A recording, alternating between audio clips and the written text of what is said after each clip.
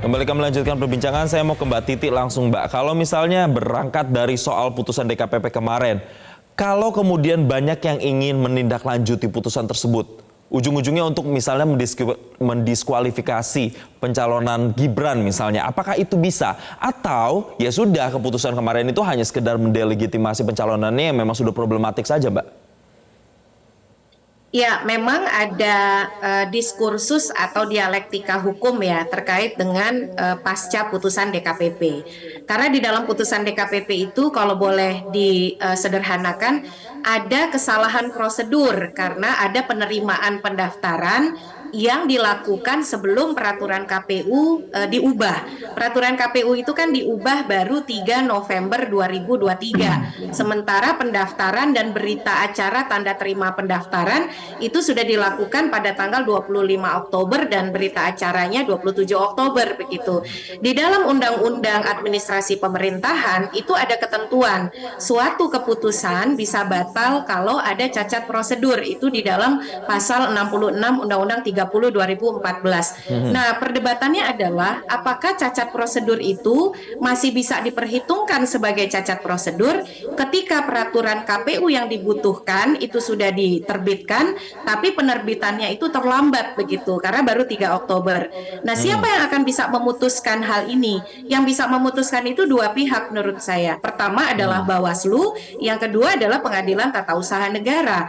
Ini kalau Bawaslu berkaitan dengan kewenangan penanganan pelanggaran administratif dari Bawaslu, yaitu penanganan pelanggaran terhadap tata cara, prosedur, dan mekanisme. Baik. Di putusan DKPP itu kan disebutkan bahwa KPU ini tidak melaksanakan tata kelola administrasi tahapan pemilu yang baik begitu.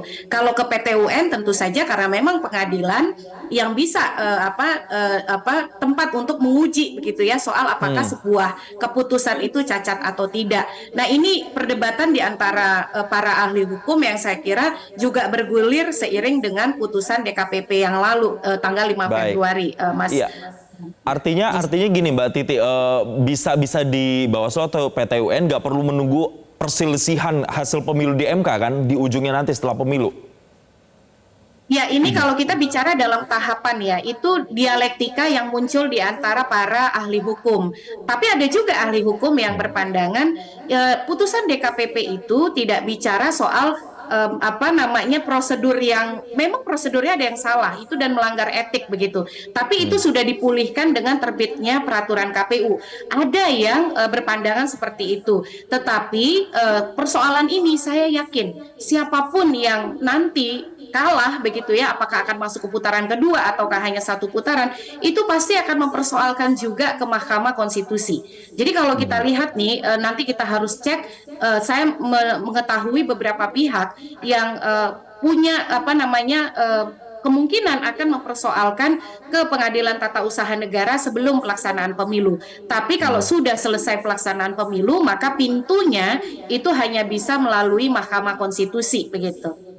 Baik, nanti saya akan bahas karena tadi Mbak Titi juga sudah menyinggung soal satu putaran, dua putaran, tapi saya mau ke Mas Anggoro dulu nih Mas. Mas Anggoro, ini ada data menarik yang saya baca baru saja tadi pagi. LSI ini melakukan survei. Surveinya itu dilakukan kepada PNS, guru, dan juga dosen. Yang saya tanyakan begini, dosen-dosen, guru-guru besar itu baru saja melakukan rangkaian aksi protes. Tapi ternyata hasil surveinya LSI menunjukkan bahwa elektabilitas 02 ini justru unggul di kalangan PNS, guru, dan juga dosen. Alasannya apa tuh Mas?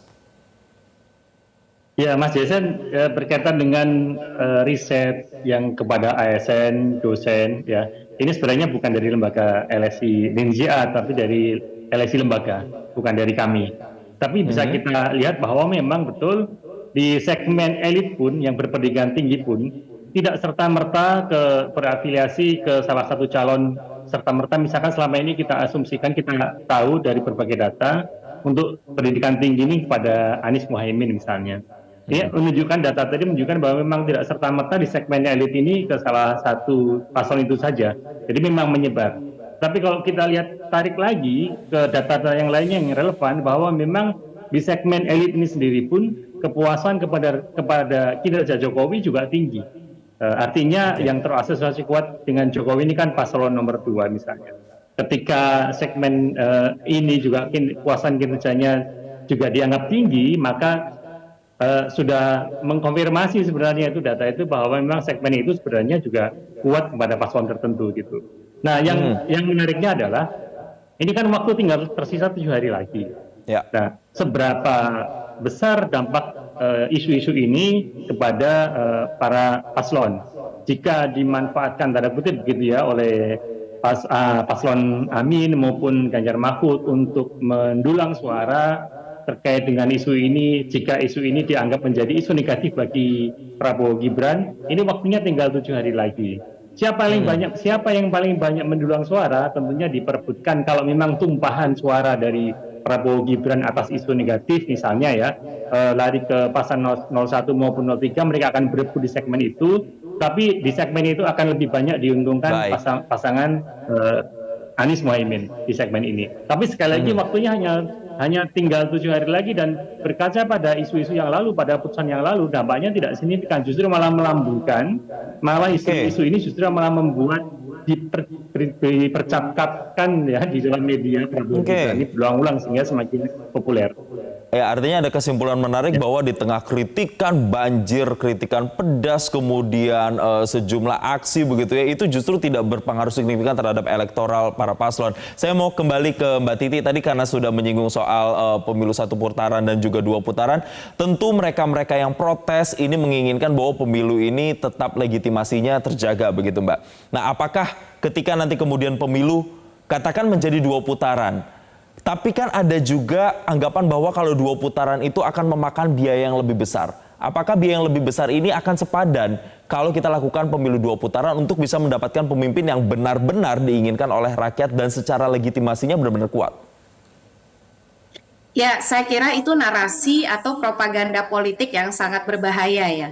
Karena seolah-olah membenturkan antara suara rakyat dengan biaya. Jadi kalau mau biayanya murah dan mendapatkan dukungan yang maksimal, kan cara-caranya juga harus benar. Jadi kita tidak boleh membenturkan seolah-olah tidak apa-apa pemilunya tidak lu berjurdil asal pemilunya 1 putaran. Yang harus kita tegaskan adalah mau 1 atau 2 putaran itu sama-sama konstitusional asal pemilunya betul-betul luber dan jurdil begitu ya. Tidak ada kecurangan dan tidak ada manipulasi dalam prosesnya.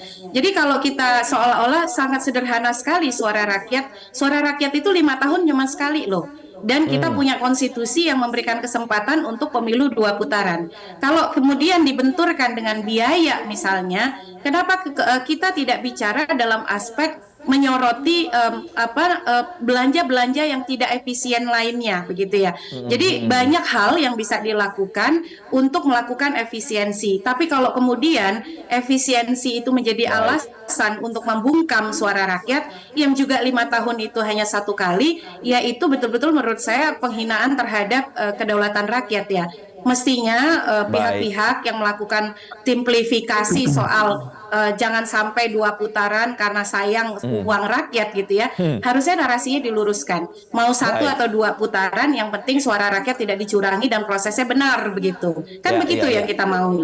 Baik, artinya tidak etis juga ketika kita membenturkan antara biaya yang tinggi untuk pemilu 2 putaran dengan keinginan atau hasrat rakyat mendapatkan pemimpin yang benar-benar berkualitas dan juga legitimate begitu Mbak Titi ya. Terima kasih Mbak Titi dan juga Mas Anggoro. Itu tidak mahal Mas, para pejabat publik kita itu kurangi kunjungan ke daerah yang tidak perlu pakai uang negara begitu. Baik, nah, itu satu kan kritiknya ya Mbak. Baik, terima kasih Mbak Titi kritiknya. Semoga ini benar-benar didengarkan oleh para elit dan membuat pemilu yang tinggal 7 hari ini benar-benar berkualitas dan kita bisa benar-benar mendapatkan pemimpin yang sesuai.